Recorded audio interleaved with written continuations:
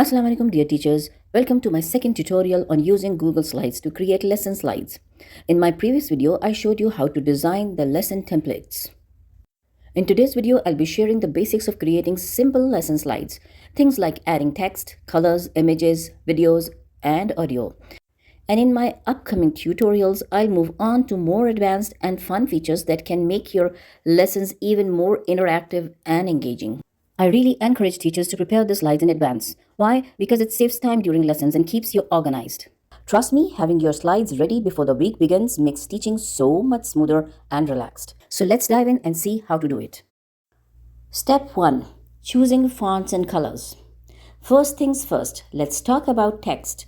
Keep your fonts clear and readable, but don't be afraid to play with colors. A splash of color can make your lesson more engaging for students. For example, you can highlight the keywords in bright colors so they stand out. In this example, I have used larger fonts for lower grades and a different color for the middle vowel to emphasize the sound.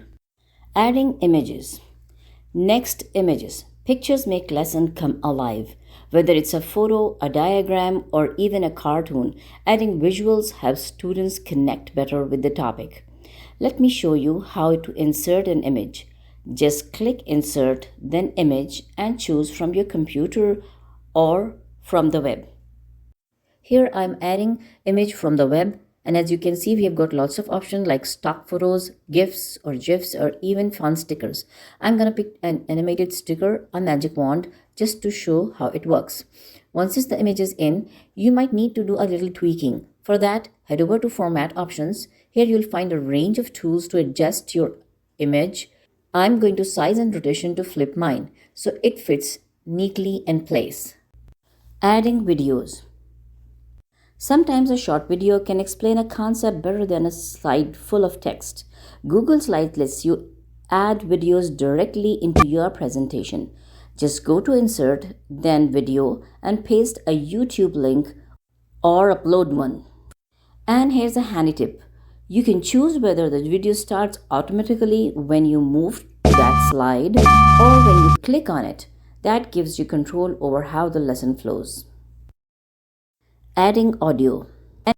You can add even audio. This is great if you want to record instructions or pronunciations. Hat, hate. Man, main. At 8.